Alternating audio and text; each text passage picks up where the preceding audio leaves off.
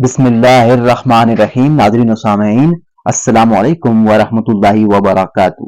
ناظرین و سامعین، آج کی اس ویڈیو میں ایک لڑکی اور حجاج بن یوسف کا عجیب و غریب قصہ بیان کیا جائے گا۔ آپ سے التماس ہے کہ ویڈیو کو آخر تک لازمی دیکھیے گا، اور ابھی تک اگر آپ نے ہمارے اسلامی اور معلوماتی channel wealth of knowledge corner کو سبسکرائب نہیں کیا تو لازمی سبسکرائب کر دیجیے گا، بیل آئیکن کو آل پہ کر دیجیے گا تاکہ آنے والی ویڈیوز کا نوٹیفیکیشن آپ کو بر وقت وصول ہو سکے۔ ام ابان ہندہ بنت نعمان بن بشیر الانصاریہ نامی ایک بہت ہی حسینہ، جمیلہ، فصیحۃ اللسان و ادیبہ ترجمہ خاتون تھی۔ اس کا پہلا نکاح روح بن زنباخ سے ہوا تھا۔ اس کے بعد جبرن حجاج نے اس سے 2 لاکھ درہم پر نکاح کیا، مگر اس کے دل میں حجاج کی نفرت برقرار رہی۔ ایک مرتبہ آئینہ میں اپنے حسن و جمال اور حجاج کا موازنہ کرتے ہوئے بے ساختہ فی البدیہہ اس کی زبان پر یہ اشعار جاری ہوئے، جس کا ترجمہ یہ ہے: ہندہ نہیں ہے مگر عربی گھوڑی، جو اچھے گھوڑے کی نسل سے ہے، جس سے ایک خچر نے نکاح کیا۔ اب اگر باکمال نر کو جنے تو کیا ہی خوب ہے، اور اگر خچر کو جنے تو سمجھ لو کہ خچر سے خچر ہی پیدا ہوتا ہے۔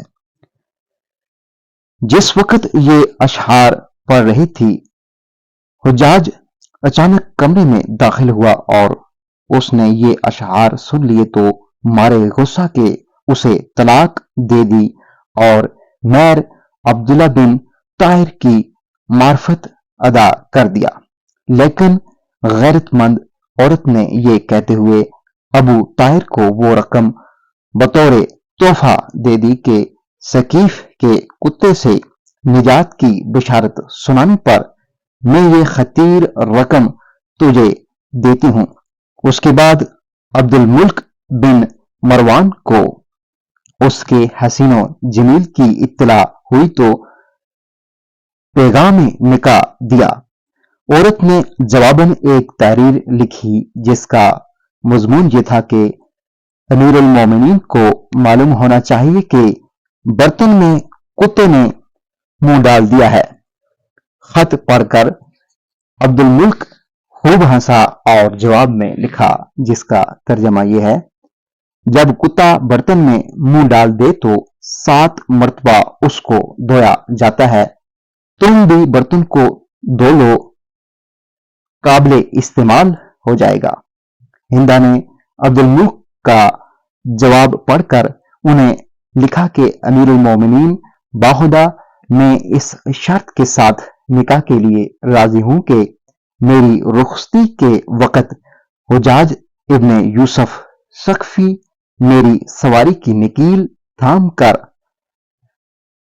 مارا سوریا میں ایک شہر کا نام ہے سے لے کر آپ کے شہر تک مجھ کو پہنچائے، اس حال میں کہ وہ ننگے پاؤں پیدل چل رہا ہو، نیز وہ اپنے آبا و اجداد کے اصلی شتر بانی لباس اونٹ کے چرہاؤں کی پوشاک میں ہو۔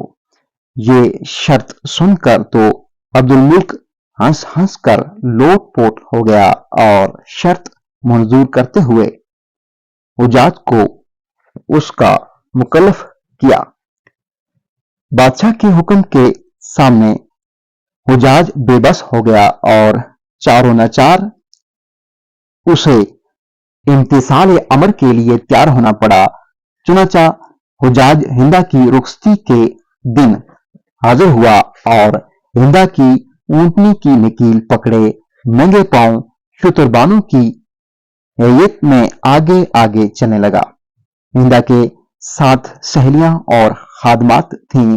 چنانچہ موقع کا فائدہ اٹھاتے ہوئے ہندہ اپنی سہیلیوں اور ایفا کے ساتھ مل کر طنز اور چٹکی برتی رہی، حتیٰ کہ ایفا سے کہا، ارے دایا، ذرا محمل کا پردہ ہٹاؤ۔ اس کے بعد حجاج کو دیکھ کر زوروں کے کہکے لگائے۔ اسی طرح استہزاء اور مذاق اڑاتی ہوئی جب عبد الملک کے شہر سے قریب ہوئی تو اس ادیبۃ الزمان دلہن نے عجیب و غریب انداز سے اپنی ذہانت و فطانت کا لوہا منوایا کہ حجاج کو منہ کی کھانی پڑی۔ شاید ایسی تحقیر و تذلیل اس کی کبھی نہیں ہوئی ہوگی۔